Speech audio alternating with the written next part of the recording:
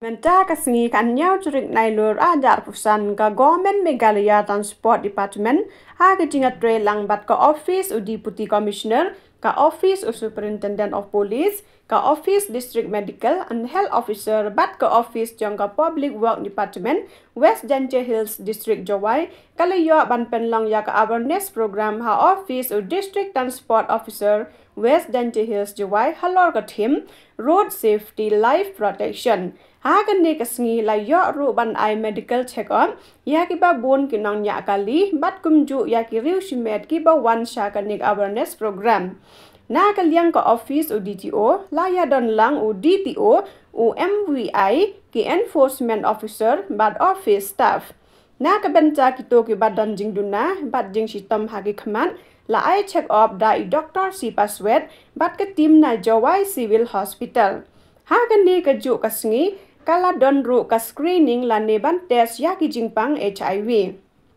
Ikong Kori Nikki Slong in charge jong ka LWK workers Kim sure ibalong ru I district resource person bat la ka tim kila le ya ka ni ka screening la ne ka test ya ka jingpang HIV na ka benta ki nong nya ka li ka mai bat kumju ya ki riu shimet ki bawan sha ka ni ka awareness program.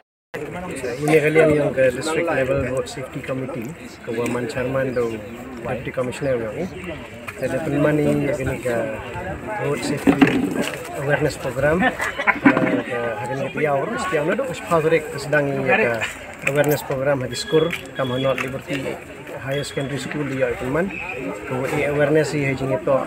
kijing ya ini ki arceka di kena skor. Kawa di kena skor gudang man on the age kin am license kawa kata wat ibi bagi pa yang kila le bahak ke responsibility to hagi bagi pa le rejia ang kita nete da kila ka awareness program nin gasngi haga kan rotrik dia teman kita po amrem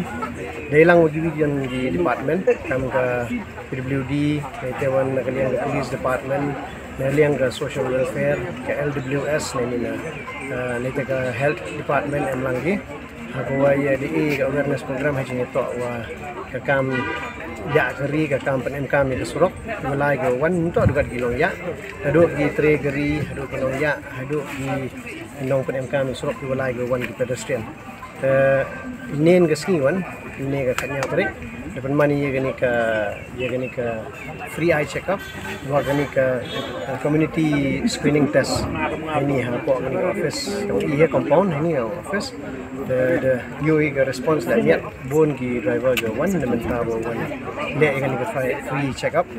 dam nai te wan de hagini ki singi gra wan ka khande direct daw emi ke awareness program hata hanya musiang hakmat police station itu dam nai ten direct agar tarik daw emi hetai hapo wa ejer umulong itu ha mat bayau itu daw i biang ke awareness program go haginya to ki driver go am studiang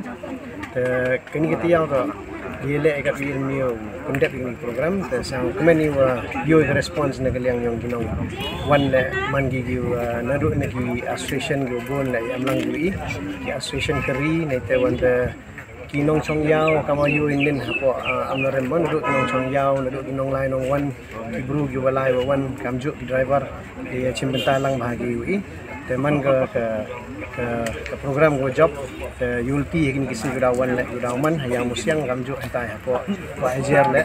yo penman di wa yusuk response kenang wa ke program ng job